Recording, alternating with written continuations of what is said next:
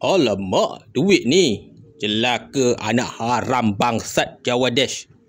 Jawadesh telah memfitnah pasukan Harimau Malaya.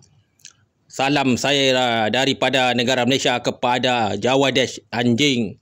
Anda lihatlah, Indonesia, sebuah negara miskin, sebuah negara gagal telah merepot FIFA dengan kedatangan Jokowi ataupun Hargojo ke Indonesia, ke USA.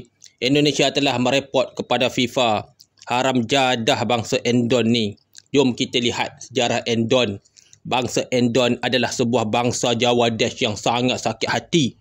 Mereka telah berjaya menghancurkan Aceh, telah berjaya menghancurkan Kalimantan. Orang Bugis, orang Dayak, orang Batak, semuanya hancur. Bukan saja mereka hancur, orang Melayu juga dihancurkan di Endon. Sifat sakit hati Jawadesh ini bermula kerana mereka sangat kurang ajar. Saya sangat bangga sama Endon. Saya mahu kita repot tim Malaysia menang 4-0. Saya rasa kita ada hak sebagai Endon untuk merepot. Kurang ajar. Saya mahu Endon repot apa saja Malaysia buat. Begitulah. Bukan itu saja, Endon-Desh telah menjadi seperti seekor anjing gila selepas takut dengan pasukan Malaysia. Ayo guys, kita repot FIFA. Kita Endon bangsa Jawa adalah bangsa yang miskin. Tetapi kalau kita mau kaya, kita kena mencuri. Ayo guys. Disebabkan pasukan Endon adalah sebuah pasukan giveaway di dalam World Cup. Buktinya semasa mereka berjumpa dengan pasukan Australia, Endon-Desh telah tewas. Bukan saja telah tewas, Endon-Desh juga dikatakan, apa ni Endon mau main bola dengan Australia konon. Indonesia layak ke Liga Piala Dunia kerana mereka mengimport pemain daripada Belanda. Mereka telah menggunakan tim-tim ini sebagai satu provokasi. Indonesia antara tim sayur di dalam Asia. Piala Tiger mereka kalah. Piala Asia mereka kalah. Dan sekarang mereka bercita-cita untuk menyertai pasukan Eropah. Begitulah nasib Endon-Desh anak Aram ni. Tim sayur yang belagak seperti tim hebat. Bangsa Endon sebenarnya tak layak main bola. Mereka hanya layak main telur. Itulah saya cakap. Bukan saja tak layak Piala Asia. Mereka sangat sombong. Negara mereka adalah antara negara paling gagal di dunia. Mereka tak boleh buat apa, takkan maju. Daripada zaman dulu, Endon memang dikatakan sebuah negara gagal. Main bola pun mau makan rasuah. Semuanya mereka rasuah. Mereka layak pun selepas berjumpa tim Asia. Selepas berjumpa tim orang putih, mereka tewas. Kami mahu layak ke final. Jika kami layak ke final, kami akan menjadi pasukan terkuat di dunia. Begitulah. Dari sebuah pasukan tim sayur, Endon bercita-cita untuk menjadi sebuah pasukan World Cup.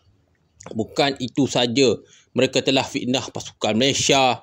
Pasukan di Asia banyak yang kena fitnah dan sailang dengan pasukan Endon ni. Jawadesh banyaklah dia tak puas hati dengan kita sebab kita antara pasukan terkuat di dalam Liga Asia. Bukan saja bangsa Indonesia sebuah negara yang boleh dikatakan gagal Bukan saja miskin, mereka juga tak tahu main bola. Ayo guys, kenapa kau tak pukul tadi pemain Malaysia? Jangan takut. Kita ini bangsa barbar. Memang kurang ajar lah Endon ni. Memang sangat kurang ajar. Anak haram sungguh lah. Boleh dikatakan kesemua pasukan di dalam Liga Bola Sepak Indonesia adalah pasukan babi. Mereka menjadi tim terlemah selepas gagal Piala Tiger. Mereka juga antara tim yang terlemah. Pada musim yang lepas-lepas, pasukan muda Malaysia telah membelasah Endon 5-1 di dalam bumi Endon sendiri.